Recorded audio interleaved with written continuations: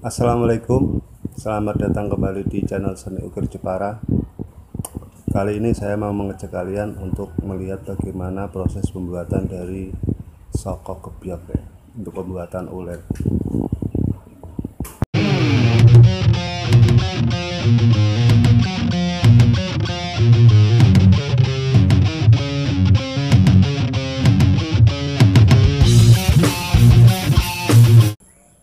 Oke, untuk kali ini saya mau membahas tentang gebyok. Gebyok ini adalah sebuah produksi mebel yang dikhususkan untuk mengganti kusen dan pintu, tapi dengan motif full ukiran ya guys ya. Nah, untuk ukiran gebyok sendiri, hal yang paling mendasar, yang paling sulit adalah pembuatan soko dan pembuatan ukiran bobokan yang bermotif 2 dimensi atau 3 dimensi. Dan untuk kesempatan di video kali ini saya mau membahas tentang trik bagaimana sih membuat ulir soko gebyok yang kelihatannya itu lancip, dalamnya sekitar 2 cm atau 2,5 cm, bahkan ada yang 3 cm guys. Wih, ngeri. Rata-rata nih guys, untuk teman-teman yang sudah biasa mengukir akan memerlukan waktu sekitar 2 atau 1 minggu untuk beradaptasi dalam membuat soko gebyok yang baik dan benar. Nah, ini untuk pertama-tama kita gambar dulu pakai pensil. Ini saya ambil contoh pembuatan ulirnya saja ya guys ya, soalnya akan memakan waktu yang sangat lama kalau saya tutorial seluruhan soko. Ini saya memakai coret dulu. Untuk yang sudah pro bisa langsung memakai kol, nggak usah coret besar ya guys ya. Tapi untuk kalian yang masih pemula dan belum pernah mencoba, akan sangat riskan sekali kalau langsung memakai kol. Biasanya kol bisa cepat patah atau gempel ya bahasanya ya guys ya. Jadi saya main aman saja, saya pakai coret besar dulu. Kebetulan ulir yang saya buat ini guys terdiri dari 2 ulir besar di pinggir dan 4 ulir kecil di tengah-tengah ya guys ya. Teorinya adalah seperti ini. Kita getak dulu untuk yang ulir besar memakai kol yang pas dengan kira-kira lingkaran ulir besar tersebut, mungkin sekitar 3 cm. Kita getak bagian dalam, terus kanan kiri, terus kita yang bagian dalam kita ulang lagi, kita dalemin lagi. Tapi untuk yang bagian luar guys, ini jangan kita pahat terlalu dalam, cukup untuk yang terakhir saja, tipis-tipis saja, soalnya biar kelihatan ini besusul ulirnya itu kelihatan berdiri tegak, nggak miring ya guys ya. Teorinya tetap sama.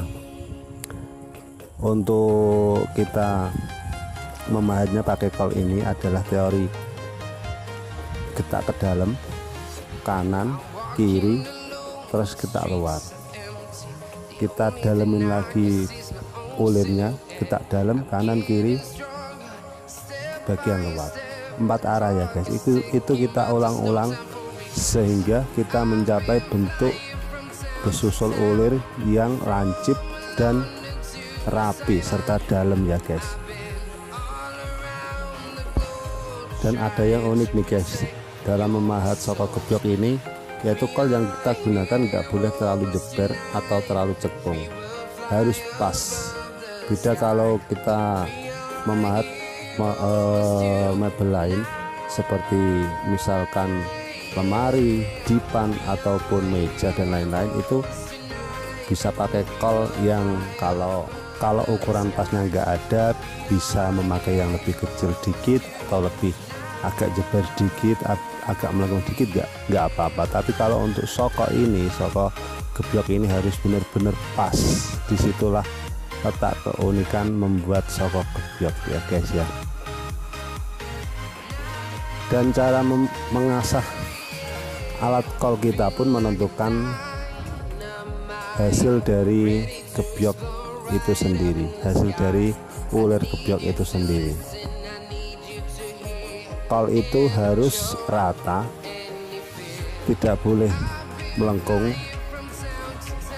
cara mengasahnya, tapi di sampingnya itu yang mingitnya itu harus dibuang ya guys, supaya kalau kol itu kita jalanin muter itu enggak apa istilahnya, enggak menimbulkan bekas pahatan yang tidak bersih gitu ya guys ya.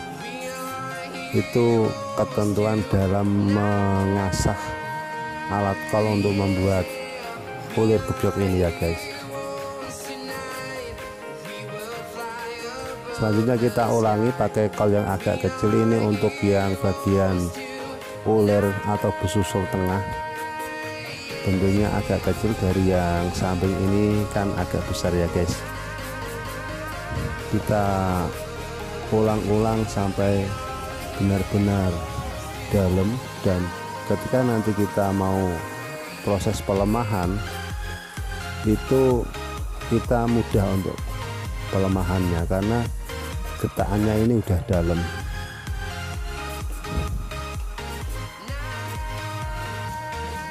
Ini masih kita ulang sampai menemukan hasil yang benar-benar lancip, terus apa namanya itu besusulnya ini tegak ya guys ya, nggak miring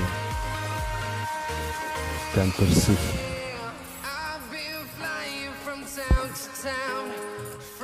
Nah, satu rahasia lagi nih guys, untuk proses pelemahan kita memerlukan alat pahat yang dinamakan alat pacul. Alatnya ini seperti penilap, tapi ujungnya ini agak melengkung seperti pacul gitu ya guys. Jadi untuk proses pelemahan yang agak nyepet-nyepet itu bisa dilakukan. Kalau pakai penilap biasa itu masih agak sulit karena karena sudutnya kadang susah untuk dijangkau. Tapi kalau pakai tatah pacul ini kita sangat-sangat terbantu dengan ketika kita melakukan proses pelemahan dari besusul gebyok ini sendiri ya guys.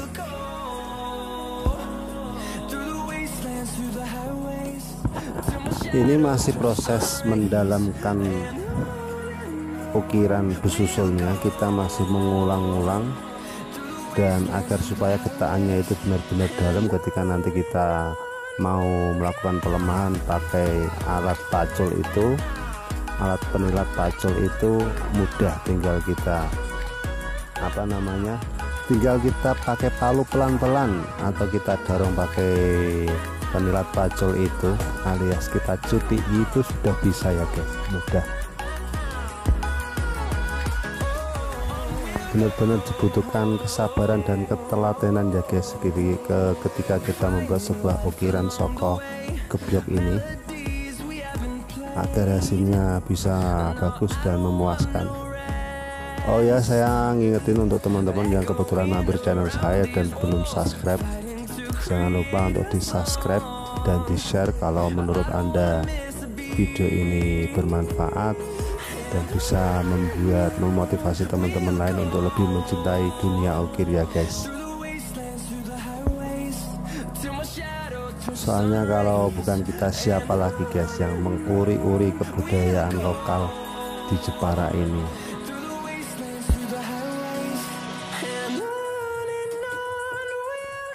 Nah, setelah proses pelemahan selesai, kita lanjut ke proses pembuatan ulir untuk besusulnya ini guys. Saya memakai kol yang kecil seperti ini. Teorinya adalah kita ulirnya ini ke arah luar ya guys ya, ke arah luar, separuh ke kanan separuh ke kiri, dan ulir ini masing-masing besusul itu terdiri dari 2 ulir. Ini memerlukan kehati-hatian dan mengikuti serat kayu ya guys, agar apa namanya, uliran kita pada besusul itu tidak mudah patah. Kalau patah kita otomatis harus repot-repot ngasih lem Alteco lagi ya guys ya, dan itu kurang rapi dan membuang-buang waktu. Diperhatikan secara seksama ya guys ya, dan hati-hati ketika kita melakukan proses penguliran ini. Ini saya rekomendasikan memakai palu yang agak kecil saja, soalnya kalau kita pakai palu besar ini sangat rawan sekali untuk ulirnya patah.